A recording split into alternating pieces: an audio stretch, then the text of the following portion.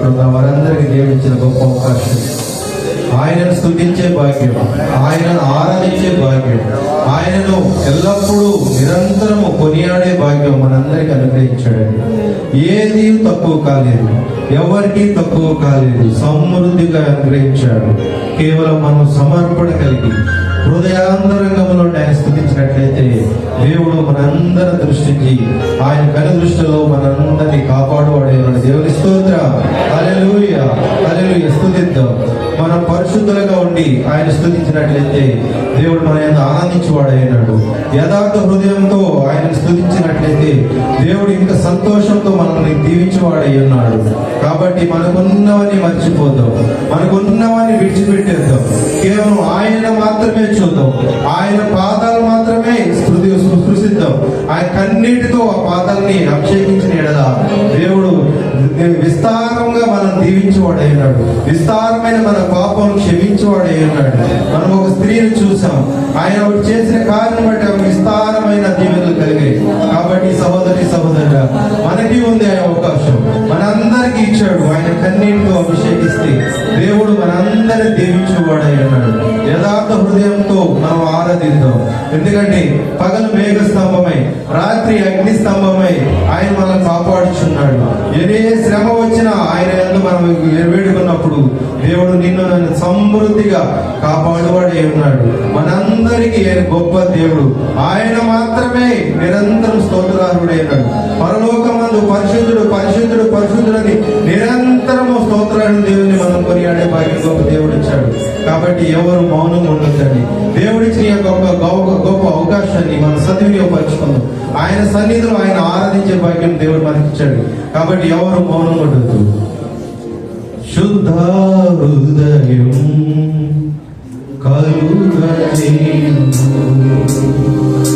శుద్ధ హృదయం కలుగజేయుము నాలో.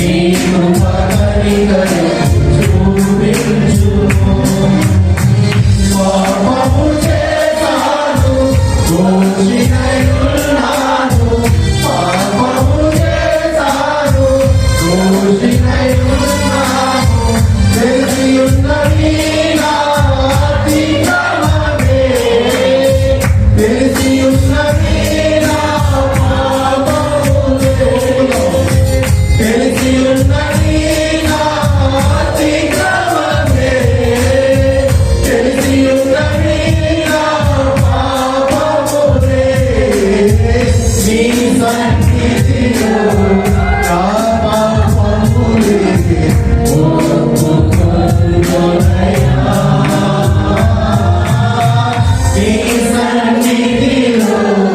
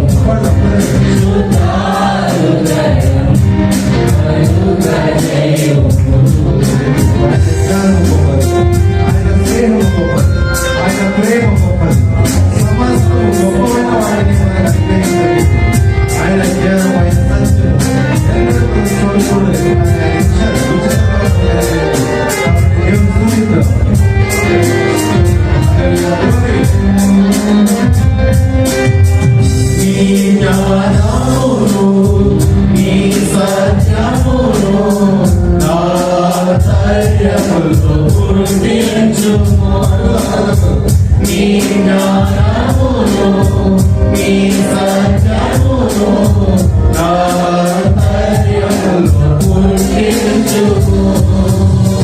ఉత్సాహ సంతోషం నీ రక్షణానందం. ఉత్సాహ సంతోషం నీ రక్షణానందం. కలుగజేయును నా హృదయములో.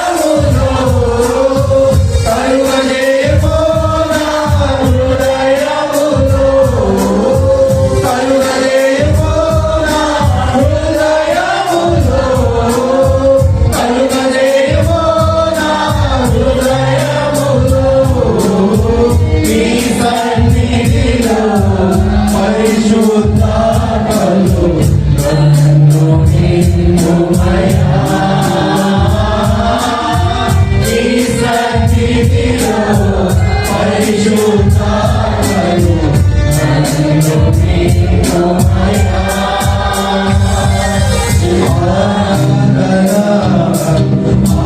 ఆరాధన ఆరాధన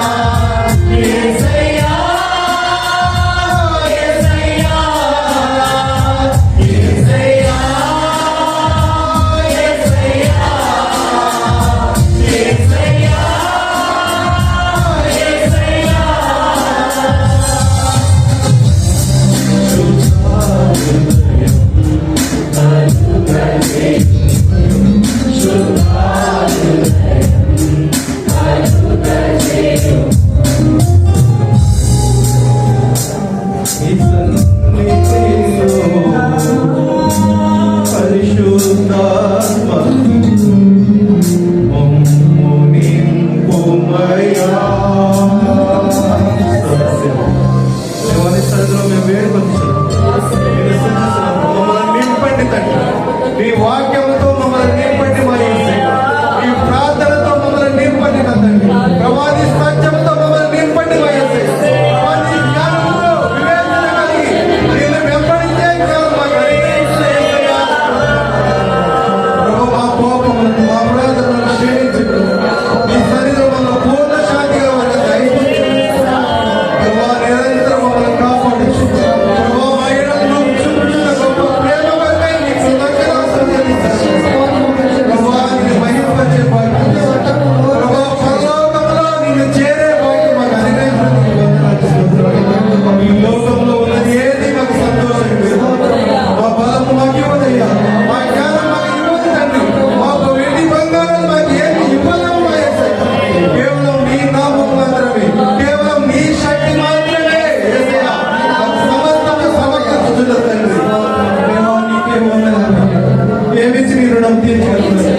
మనం ఏమిచ్చి నీ సన్నిధిలో నిలబడగలము? యోగ్యత లేని మాకు ప్రభువా గొప్ప అవకాశం ఇచ్చావు నా తండ్రి. ఈ అవకాశాన్ని సద్వినియోగపరచుకుని నేను స్తుతించి మహిమపరిచి గట్టిగాడి గణపరిచి నిరంతరం నీ ఆలోచనతో, నీ తలపులతో, నీ వాక్యంతో జీవించే భాగ్యం మాకు ఎప్పటికీ అనుగ్రహించినందుకు నీ కృతజ్ఞతలు చెల్లిస్తున్నాను. అయినను ప్రభు, మాలో ఇంకా లోపం ఉంది. శుద్ధను మాలో లోపం ఉన్నది తండ్రి. ప్రభా, హృదయపూర్వకంగా సమృద్ధిగా నేను స్తుతించలేకపోతున్నాను. మేము ఇచ్చిన సమయాన్ని మేము సద్వినియోగపరచుకోలేకపోతున్నాం. క్షమించుకోండి ప్రభా, క్షమించున్నదండి. నిరంతరం నీ ప్రభు మా హృదయాలను నింపుకొని ప్రభు నీ వాక్యంకు ప్రభు నీ తలంపులతో ఈ యొక్క సత్యంతో మేము జీవించినప్పుడు నీకే వందనాలు తండ్రి. కూడి వచ్చిన సహోదరి సహోదరులను దర్శించు. వంగిన ప్రతి మోకాలను ప్రభు తను స్తుతించే ప్రతి నాలుకను స్పృశించి ఉన్నాం. అన్నిటికంటే ముఖ్యంగా మా హృదయాలు తాగా ఉన్న తండ్రి. దేవా, నీకే వందనాలు. మా హృదయాలు నెమ్మదిపరిచేందుకు నీకు వందనాలు. మా కలవరం తీసివేసేందుకు నీకు వందనాలు. మా శ్రమలను తోసివేస్తున్నది నీకు వందనాలు. మా వ్యాధి బాధలను మమ్మల్ని స్వస్థపరిచేందుకు నీకు వందనాలు. ప్రభా, సమస్త బలహీనత ఎందుకు మమ్మల్ని పరపరచుకోవడానికి వందనాలు తండ్రి. నీకే స్తోత్రం.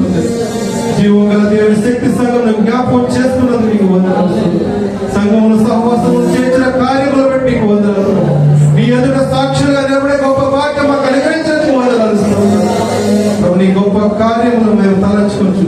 ఇంకనూ శక్తి కొలది నేను ప్రకటించే భాగ్యం మాకు అనుగ్రహించి మరి వేడుకుంటూ సంఘ సంగతుల విషయాలు పరచును, సంఘ అవసరతని మహిమను తీర్చి మరి వేడుకుంటున్నాం. ప్రభు సంఘం బలపరిచింది మాదిరికరముగా ప్రభు నిరంతరం ప్రభు ఎత్తైన స్థలంలో ప్రభు ఉన్నతమైన దీపస్తంభంలో సంఘం నిలబెట్టి మనం వేడుకొచ్చున్నాం. ప్రభు వెలుగులో అనేక మంది రక్షకుడు సహాయం దయచేయండి. ఈ రక్షణ గొప్పది ప్రభు, ప్రతి ఒక్కరు దాన్ని అనుభవించడానికి సహాయం దయచేయండి. వెలుగైన దేవా నీకే వందనాలు స్తోత్రాలు. శివ ఇంతవరకు ప్రభు ఈ ఆరాధన నీవు స్వీకరించి ఉన్నావు. ప్రతి స్థుతిపై నువ్వు ఆశీర్వైనవు. ఇక నువ్వు జరగబోయే కార్యక్రమంలో మీరు ఉన్నట్టు ప్రభు నీ దాసులు మరి కొంచెం నీవే మాతో మాట్లాడి ఇంకా నువ్వు మాలో ఉన్న ప్రతి లోపంలో వాక్యం ద్వారా సరి చేసిన నీ కొరకు జీవించే గొప్ప శక్తిని అనుగ్రహించమని ప్రభు ఘనత మహిమ ప్రభావం నీకే ఆరాధిస్తూ ఈ చిన్ని ఆరాధన పాదములు సమర్పిస్తూ యేసు నామమున వేడుకొంచున్న మా ప్రియ పరలోక తండ్రి.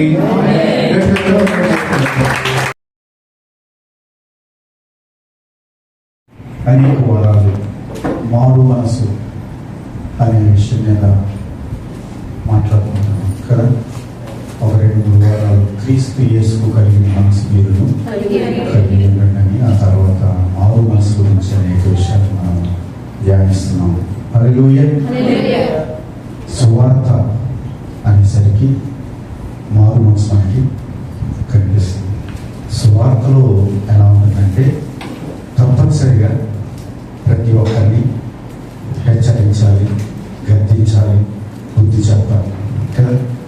ఎందుకంటే ఇప్పుడు అనేక దుర్బోధలు సంఘంలోకి వచ్చేసి కొన్ని వారం చెప్పినట్టున్నాను. యెజ్బేల్ ఆత్మ సంఘాన్ని పాలిస్తుంది.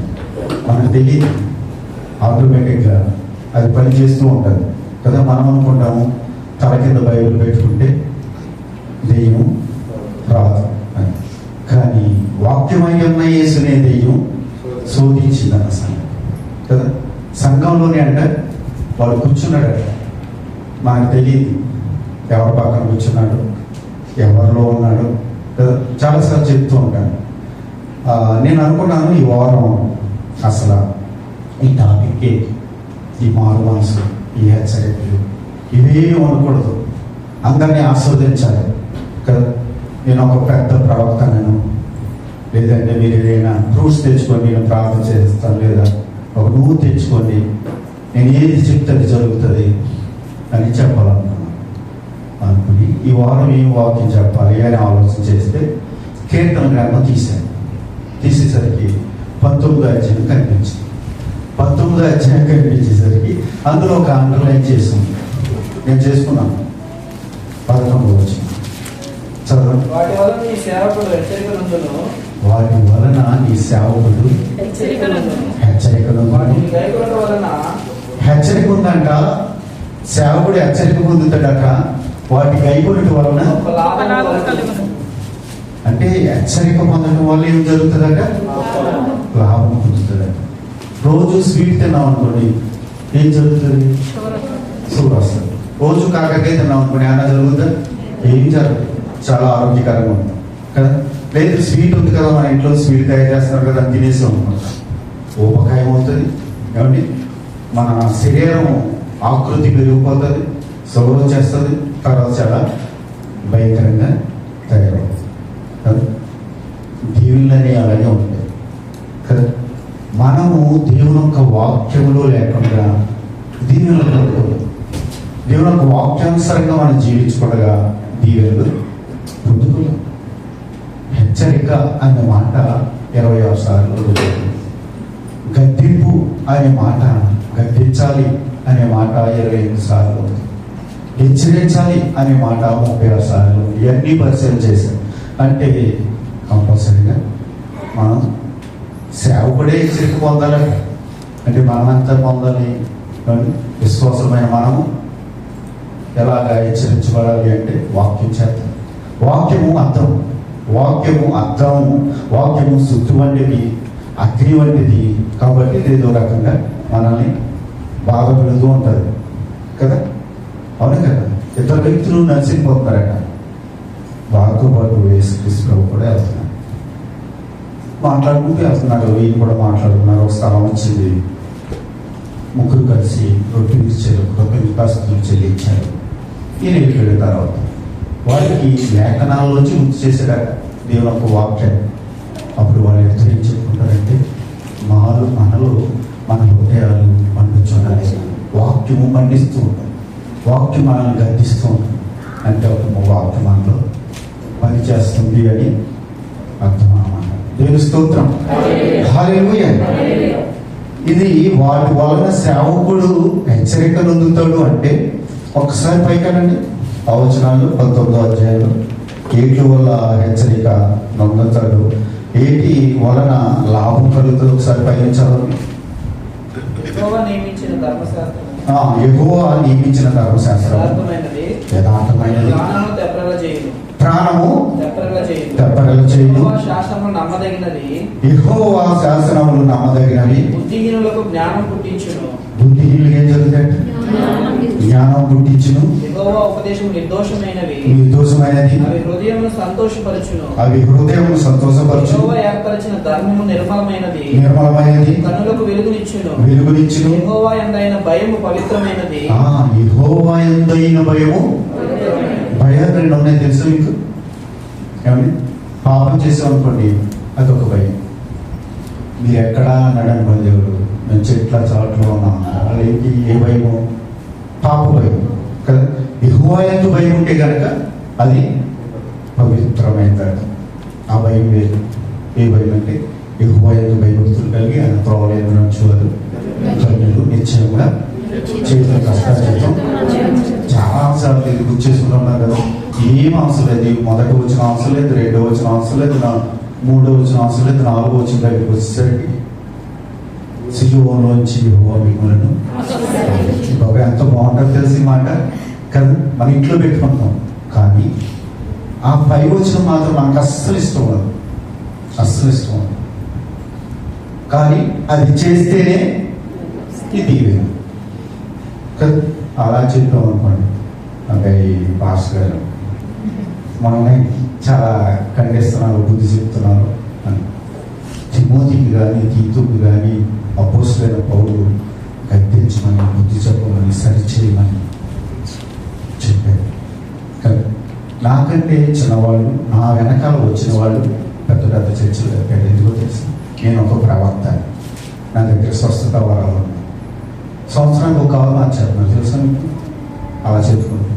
కానీ నేను పరలోకం వెళ్ళాలి, నేను 10 మందికి చెప్పినా వాళ్ళు కూడా పరలోకం వెళ్ళాలి. 100 మంది నరకానికి పోయే కంటే 10 మంది ఉన్నా సరే వారు పరలోకాన్ని అలా సిద్ధపరచాలి. అలా సిద్ధపరుస్తున్నప్పుడు ఖచ్చితంగా ఖండించవలసి వస్తుంది, బుద్ధి చెప్పవలసి వస్తుంది, గద్దించవలసి వస్తుంది, వాక్యం ఉన్నది ఉన్నట్టుగా చెప్పవలసి వస్తుంది. అయినప్పటికీ పర్వాలేదు. కానీ జనాలు ఎలా ఉన్నారట 2000 సంవత్సరాలప్పుడు, అంటే పౌలు గారి టైంలో ఏం చెప్పాడంటే ఆయన తిమోతికి రాసిన 2వ పత్రిక 4వ అధ్యాయంలో 2వ వచనం నుంచి మనం చదువుకు వెళ్తే చదవండి. తిమోతికి రాసిన 2వ పత్రిక 2, 3, 4 వచనం. వాక్యమును ప్రకటించుము, సమయమందును అసమయమందును ప్రయాసపడుము, సంపూర్ణమైన దీర్ఘశాంతముతో ఉపదేశించుచు ఖండించుము, ఏం చేయాలట? ఖండించుము, గద్దించుము, బుద్ధి చెప్పుము. ఎందుకనగా ఎక్కడి నుంచి చూడాలి, ఎక్కడ మనం ఉన్నాం. ఎందుకనగా జనులు హితబోధను సహింపక. హిత బోధ అని అక్కడ ఏముందని కింద చేతిలో చూడండి, పుట్టినట్లో చూడండి. జనానికి ఆరోగ్యకరమైన బోధ అవసరం లేదట. స్వీట్ కావాలి కదా, స్వీట్ కావాలి, ఆశీర్వాదాలు కావాలి కదా, బ్లెస్సింగ్స్ కావాలి ప్రతి ఒక్కరికి కూడా.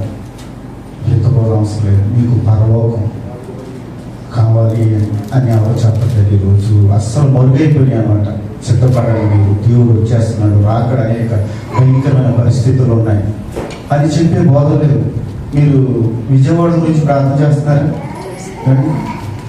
ఇంకా నీటిలోనే ఉన్నారు, ఇంకా వరద పెరిగిపోతుంది, సరిగ్గా ఆహారం దొరకట్లేదు, మంత్రులు తిడుతున్నారు కదా, ముఖ్యమంత్రులు తిడుతున్నారు. ఎందుకంటే అనుకున్న ఆకలి బాధ. మనకు అన్ని సమృద్ధి ఉన్నాయి కాబట్టి మనం ప్రార్థన చేయడానికి కష్టం. ఒక ఆహార పొట్టం పడితే దానికోసం ఇది వరకు పూర్వం సినిమా చూసేటప్పుడు చూపించేవారు 100 మందికి 2-3 కొట్లాలు ఎత్తే ఎవడు బలవంతుడు వాడే లాక్కునేవారు. అలా లాక్కుంటున్నారు. కానీ పరిస్థితి చూసారా? అలా వస్తుంది అనుకున్నారా? విజయవాడ మునిగిపోతుంది అనుకున్నారు. మనం సడన్గా వస్తుంది, ఏదో ఒకటి తీసుకెళ్ళిపోతుంది కదా. కరోనా వచ్చింది, గొప్ప గొప్ప వాళ్ళు తీసుకెళ్ళిపోతుంది. డబ్బు అన్నాడు, డబ్బు ఏమీ పనికిరాదు కదా. విలాపవాక్యాలు ఉంటారు, అలా బంగారం కూడా వాళ్ళని రక్షించలేదు. మన బంగారం ఉండొచ్చు, డబ్బు ఉండొచ్చు, కానీ ఆక్సిజన్ ఆ టైంకి దొరకకపోవచ్చు కదా. మనం రేపు ఏమి సంభవిస్తుందో మనకు తెలియదు కాబట్టి మనం దేవుని యొక్క వాక్యం ద్వారా సిద్ధపడి, దేవుడు ఇప్పుడు వచ్చేస్తే నేను సిద్ధంగా ఉన్నాను అని సిద్ధపడి ఉండటానికి దేవుని యొక్క వాక్యం చదవము సరి చేసుకోవాలి. ఈరోజు చాలామంది వస్తారేమో బాప్తిస్తానికి అనుకున్నాం.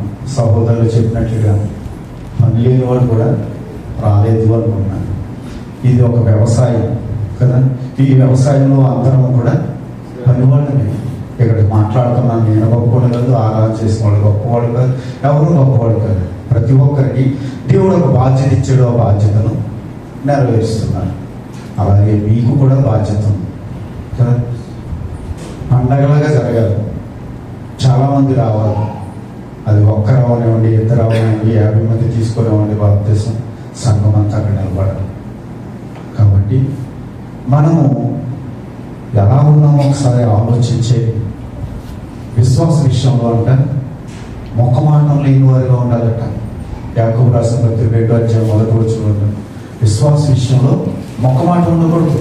బాబులు గారు ఏమనకూడదు, బాధపడతారేమో. కానీ జాకబ్ గారు ఏమనకూడదు, బాధపడతారేమో. రాజు గారు ఏమనకూడదు, బాధపడతారేమో. విశ్వాసంలో ఏమన్నా తేడా పాడగా ఉంటే ఖచ్చితంగా ఇది కరెక్ట్ కాదని చెప్పిన వాళ్ళే గొప్పవాడు కదా. యేసుప్రభువు కూడా అలాగే అంటారు, పరిశీలన శాస్త్రి, నీవు మొక్క మాటం లేకుండా నువ్వు బోధిస్తున్నావు. మనం కూడా అలాగే ఉంటాం. ఇక్కడ నేను ఉండొచ్చు, లేకపోవచ్చు. ఇక్కడ ఎవరు నిలబడినా కూడా, మీలో ఎవరు సేవకులైనా కూడా సంఘాన్ని మాత్రం వాక్యంలో బలపరచాలి, స్థిరపరచాలి. జీవం కలిగిన దేవుని సంఘంలో జనులు ఎలా ఉండాలో హెచ్చరించాలి. ఎక్కడ ఉందండి? తిమోతికి రాసిన పత్రిక 3:15 చదవండి.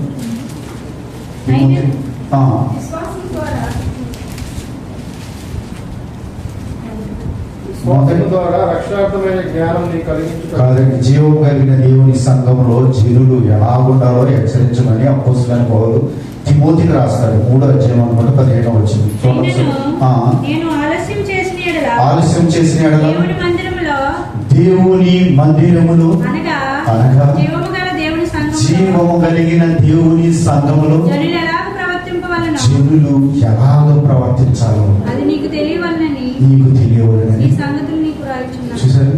జనులు ఎలా ఉండాలో, ఎలా ఉండాలని కిందకి ఎలా ఉండాలని చెప్పాడు. ఆ సంఘము సత్యమునకు స్తంభములుగా ఉండాలట. ఏమండి? ఆధారం సత్యము ఆయన వాక్యమే. వాక్యమే ఉండాలి, ఇంకేం ఉండకూడదు. మనం పొగడతలు వేడుతలు ఏమి ఉండకూడదు. అయ్యో రాజుగారు అంతవారు ఎంతవారు, లేదా జాకబ్ గారు అంతవారు ఎంతవారు అనకూడదు. కానీ ఆయన గురించి ప్రార్థన చేయలేదు, ఎందుకంటే సంఘం నుంచి చాలా కష్టపడుతున్నారు. ఒక్కరోజు కూడా మీరు చేయలేదు తెలుసు. శుక్రవారం వంటలు చేస్తున్నారు, ఏమండి? ఆదివారం కూడా వంటలు చేస్తున్నారు. ఒక్కరోజు మీకు అప్పు చెప్తే అబ్బాయి ఇది మా వాళ్ళ కాదు అంటారు. కాబట్టి ఆయన కోసం ప్రార్థించేటటువంటి వాళ్ళు సంఘానికి చాలా అవసరం. దేవుని స్తోత్రం. హల్లెలూయా. ప్రతి ఒక్కరి గురించి ప్రార్థన చేయవలసిన బాధ్యత ఉంది మనం. మరి ఎంతమంది చేస్తున్నారో నాకు తెలియదు. పిల్లరా, నేను మిమ్మల్ని కనుక హెచ్చరించకపోతే ప్రమాదం నాకు కూడా ఉంది. దేవుని స్తోత్రం. హెచ్చరించకపోతే మీకు కూడా ప్రమాదం ఉంది. పానం చేసినను, భోజనం చేసినను దేవుని మహిమార్థమై చేయాలి కదా. ఏది చేసినా కూడా దేవుని మహిమార్థమేనట. మరి అటువంటిప్పుడు దేవుని ఒక పని చేస్తున్నాం. ఇరిమియా గ్రంథం ఉంటుంది 48:10 ఎగువ కార్యములట అశ్రద్ధగా చేయకూడదట. ఇక్కడ చేస్తున్న మనం అందరం కూడా అశ్రద్ధగా ఉండదు, శ్రద్ధ కలిగి ఉన్నాడు. ఒక్కసారి దేవుడి సన్నిధిలోకి వచ్చేసిన తర్వాత చాలా జాగ్రత్తగా ఉండాలి. వెనక వాళ్ళు ఎదటి వాళ్ళతో కానీ ఎదటి వాళ్ళు వెనక వాళ్ళతో కానీ మాటలు లేవు కదా. ఇక్కడ నుంచి మళ్ళీ అక్కడికి, అక్కడి నుంచి ఇక్కడికి తిరగటాలు లేవు. ఇది దేవుని యొక్క సన్నిధి అని భయం కలిగి మనం ఉండాలి. ఒకవేళ ఏమైనా పని ఉంటే మనం వెనకాలే కూర్చోవటం చాలా మంచిది. ఏ సహోదరుల జీవం కలిగిన దేవుని సంఘంలో మనం చాలా క్రమం కలిగి ఉండాలి. ఎంతమందినైతే ఉన్నామో అంతమంది పరలోక మనం సిద్ధపడిన వారు ఉన్నారు. మనం చూసినప్పుడు అనేకులు ఆదర్శంగా సంఘానికి వచ్చినట్లుగా మనం అందరికి వెళ్ళాలి. పోయిన వారము లాస్ట్లో కాలుపాటు పడి ఏం పడ్డది? ఏమని ఏం పడ్డది? ఏముంది అందులో? ఏమని? టైం లేదట. టైం లేదు. కానీ చాలా మంది అంటారు ఇంకా మాకు టైం ఉంది అనుకుంటారు. మా అబ్బాయి పిలిచే, మా అమ్మాయి పిలిచే, అప్పుడు నేను దేవుడు వస్తాను అని కదా అన్నారు. మీతో ఎవరైనా? నాతో అనేవాళ్ళు అలా ఉన్నారు. బాప్తిసం తీసుకోమంటే ఇంకా సమయం ఉందండి అంటున్నారు.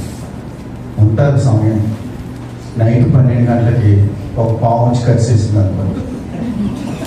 వాడి దగ్గరికి వచ్చి చూసాడు, పాము చూసాడు. మొత్తం ఎదురు ప్లాట్, పక్క ప్లాట్, మొత్తం ప్లాట్ అనేది తిప్పేస్తున్నాడు. ప్లాట్కి వెళ్ళిన చూడనల్లా ఉదయం తీసుకెళ్తా, నేను సమయం ఉంది ఆగు అంటే ఉంటాడు అంటే ఉంటాడు.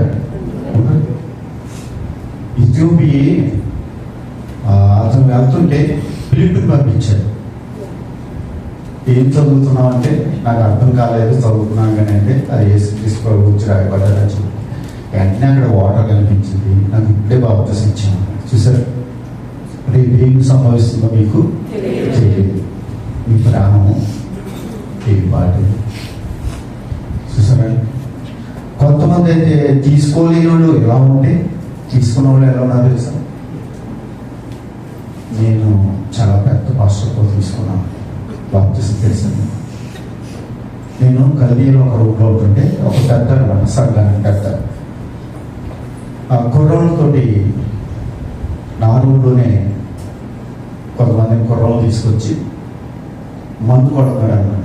ఈ లోపల నేను వెళ్ళాను. ఆయన ఒక దుప్పటి పక్కకి వెళ్ళిపోయాడు అనమాట. చూసిన పాపం ఎంత భయంకరంగా ఉంటుంది. ఆయన చూసి నేనే బయటకు వెళ్ళిపోయాను. పరిస్థితులు ఎలా ఉంటాయి. తర్వాత కారులో కూర్చున్నాను. అతను ఎక్కడైతే డ్యూటీ చేస్తాడో అక్కడ సిగరెట్ కాల్స్తున్నాను. అతను మాట ఎలా ఉండేది తెలుసా? నేను సంఘంలో అన్నీ నడిపించేస్తాను, నేను గొప్పవాడిని, అంతవాడిని, ఎంతవాడిని అంటే అన్యులతో మందు తాగుతున్నాడు. ఏమనుకుంటారు? సాక్ష్యం చెప్పగలం వాళ్ళకి.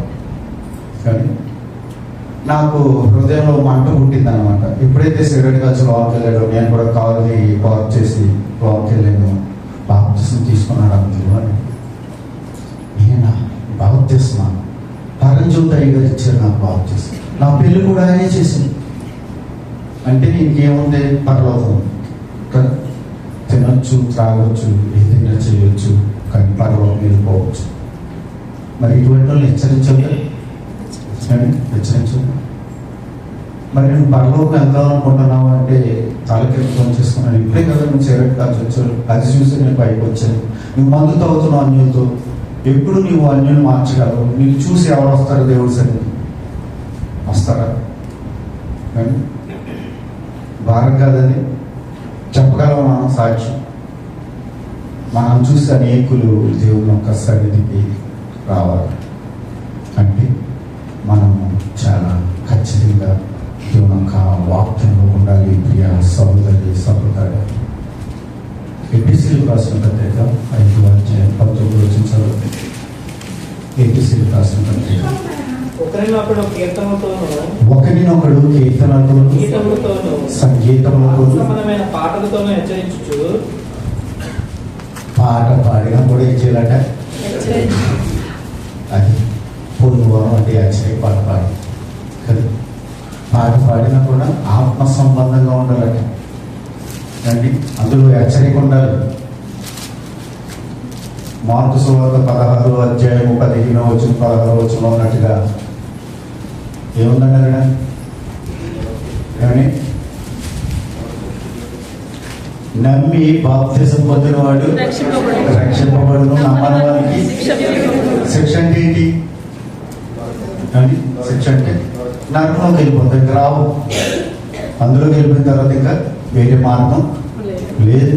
ధనవంతుడు వెళ్ళిపోయాడు, పిలుస్తున్నాడు, తండ్రి అయిన అబ్రహామా నా దాహం తీర్చున్నాడు. అవకాశం ఉందన్నాడా?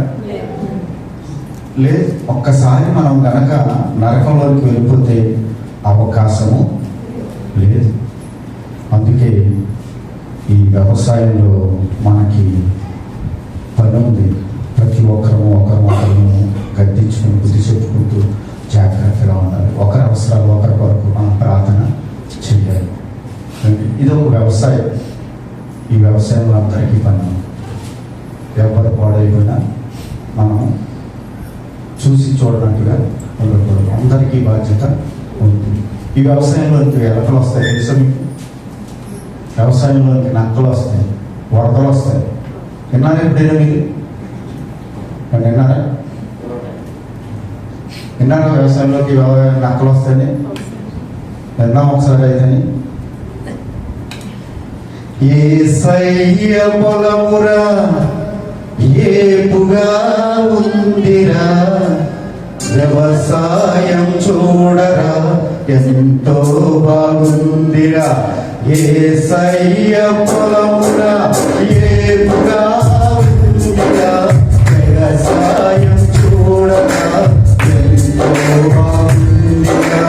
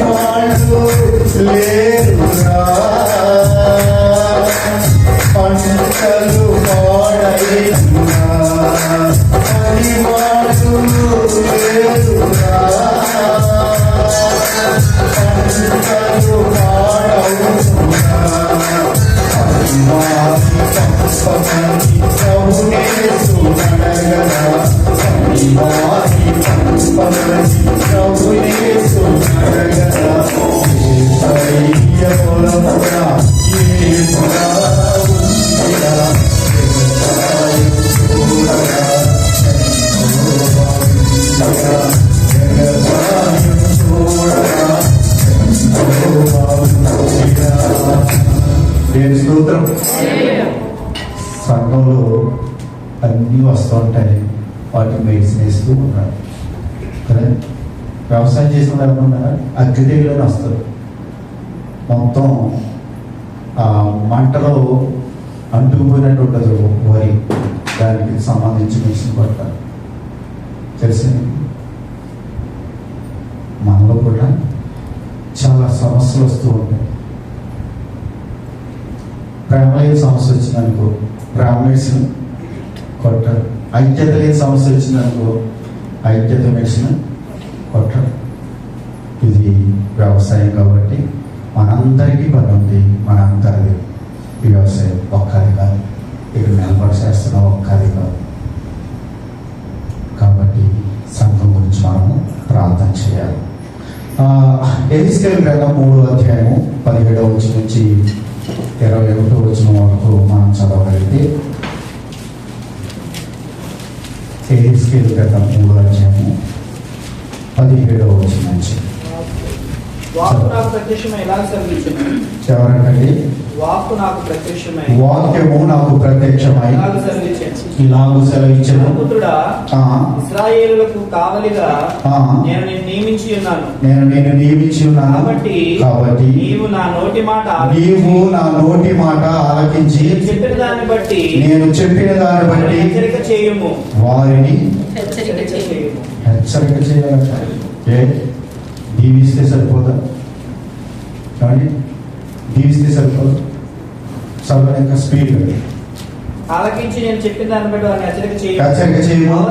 ఆవశ్యముగా నీవు మరణమవుదు అని దుర్మార్గుని గురించి ఆజ్ఞ ఇయ్యగా నేను దుర్మార్గుని గురించి ఆజ్ఞ ఇయ్యగా నీవు అతని హెచ్చరిక చేయగలవు. అతడు జీవించినట్లు విడిచిపెట్టవలనని వారిని హెచ్చరిక చేయకయు నుండి దుర్మార్గుడు తాను చేసిన దోషమును బట్టి మరణమవును గాని రక్తమునకు నేను ఉత్తరవాదిగా ఎంచుదును. చూసారా, హెచ్చరిక చేయకపోతే మనం ఏమవుతాం అంటే, ఎవరు పిలుస్తారంటే ఇక్కడ కూర్చుని నుంచి మాట్లాడుతున్న వ్యక్తి ఉత్తరవాదిగా ఉంటాడట. దేవుని స్తోత్రం. అంటే మనము దేవుడు ఏదైతే చెప్తున్నాడో అది చేయవలసిన బాధ్యత మన మీద ఉంది. దేవుని స్తోత్రం. హల్లెలూయా. మరొక మాట మనం చూస్తే అది ఎహెజ్కేలు గ్రంథం 33:7 చదవం. ఇక్కడ మీరు ఇంటికి వెళ్ళిన తర్వాత 21వ వచనం నేను నిన్ను ఇశ్రాయేలుకు కావలివాడిగా నియమించి ఉన్నాను కనుక నీవు నా నోటి మాట విని నాకు ప్రతిగా వారిని హెచ్చరిక చేయవలెను. హెచ్చరిక చేయాలట. హెచ్చరిక చేయకపోతే మనమే ఉత్తరవాదులుగా ఉంటాం. కాబట్టి ప్రతి ఒక్కరు 19వ కీర్తనలో మనం చూసాం, హెచ్చరిక నొక్కిన తర్వాత మనం ఏమవుతాం అని హెచ్చరించబడిన తర్వాత మేలులు మనము పొందుకుంటాం. కాబట్టి ఎవరు ఇక్కడ హెచ్చరించిన ఆ మేలులు మనము పొందుకోవటానికి మనము వాటిని తీసుకోవాలి ఇష్టంగా. ఒక ఫ్యామిలీ మన మధ్యకి వచ్చింది. ఇది 2016-17 అనుకుంది. సడన్గా వాళ్ళు దేవుని యొక్క ఆత్మ గురించి లీనమైపోయారు అనమాట. ఎవరో ఒక సేవకుడు వస్తే వారిని అభిషేకించారు, పరిశుద్ధాత్మ వచ్చేసింది, మీరు పొందుకున్నారన్నారు. ఇంకా అక్కడి నుంచి వాళ్ళు తీరు మారిపోయింది. మన చర్చకు వచ్చారు, అడవులు చేస్తున్నారు, అది వాక్యానుసారం కాదు అని 4 వారాలు చెప్పారు పరిశుద్ధాత్మ గురించి. తర్వాత ఇంటికి వెళ్ళారు, లక్షలు ఖర్చు పెట్టారు, మీటింగ్ పెట్టారు. ఇప్పుడు నా పరిస్థితి ఏంటంటే, ఆయన ఫ్యామిలీ వేరు, ఈవిడి ఫ్యామిలీ వేరు. ఈయన చెప్తున్నాడు ఆవిడ ఫ్యామిలీతో ఉందని, ఆవిడ చెప్తుంది ఆయన ఫ్యామిలీతో ఉందని. చూసారు, మీటింగ్ పెట్టారు, మళ్ళీ పెద్ద మీటింగ్. దేవుడు నామం అవమానపరచుకోవాలి. అందుకే ఒక వారం చెప్పాను, మరలా దేవుడు ప్రేరేపించటాన్ని బట్టి మరలా వారం చెప్పాను, అలా 4 వారాలు చెప్పాను. ఇక్కడ ఎంతమందికి గుర్తుందో నాకు తెలియదు. చూసారా, ఫ్యామిలీ ఏమైంది, సేవ ఎలాగైంది. అన్యులందుకే దేవుని దగ్గరికి రాలేకపోతుంది. అందుకే మనం హెచ్చరించబడాలి, మన ద్వారా అనేకులు హెచ్చరించబడాలి. మన పాటలతో, ఆత్మీయ స్థితితో అనేకుల్ని హెచ్చరించేవారుగా మనం ఉండాలి. దేవుడు హెచ్చరించమంటున్నాడు, గద్దించమంటున్నాడు, బుద్ధి చెప్పమంటున్నాడు. మన తక్కువ ఏదైనా పొరపాటుగా పక్కకి వెళ్ళిపోతుంటే వారిని మళ్ళా తిరిగి దేవుని వైపు మళ్ళీ చూడాల్సిన బాధ్యత మనకుంది. ప్రియ సహోదరి మన అందరి కొరకు యేసుక్రీస్తు ప్రభు ఆయన రక్తాన్ని కాచి రక్షించేది గొప్ప రక్షణ. మనం నిర్లక్ష్యం చేస్తే మనం తప్పించుకోలేము. కాబట్టి అనేకులు నశించిపోతున్నారు. వారందరి కొరకు మనము ఇవన్నీ కష్టపడాలి, ప్రార్థన చేయాలి, మనం సాక్ష్యం చెప్పాలి. ఒక సహోదరి సాక్ష్యం చెప్పడాన్ని బట్టి నేను ఇప్పుడు ఇక్కడ నిలబడి ఉన్నాను. 29 సంవత్సరాలు నా ఇష్టానుసారంగా జీవించాను. అలాగే మనం కూడా అనుకుంటాం, మన పక్కలతో మాట్లాడడం కదా, ఎంతమంది ఎలా పోతే మనకెందుకులే, ఈయన బుద్ధి చెప్తే గట్టి పాడైపోతారేమో, మళ్ళీ ఏదో అనుకుంటారేమో అని మనం మాట్లాడడం. కానీ మాట్లాడే రోజునే వాళ్ళు దేవుళ్ళకి వస్తారు. అటువంటి కృపా దేవుడు మనకి అనుగ్రహించునుగా. ఆమేన్. దేవుని స్తోత్రం. హల్లెలూయా. మనకి అన్నిటికీ సమయం ఉంటుంది, కానీ దేవుని యొక్క వాక్యాన్ని మనకు సమయం సరిపోతుంది. ప్రార్థన చేయాలి, ఇంకా ఎక్కువగా దేవుని యొక్క వాక్యంలో మనము ఎదగడానికి, దేవుని యొక్క వాక్యాన్ని మనం ధ్యానం చేయడానికి దేవుడు కృపను అనుగ్రహించును గాక.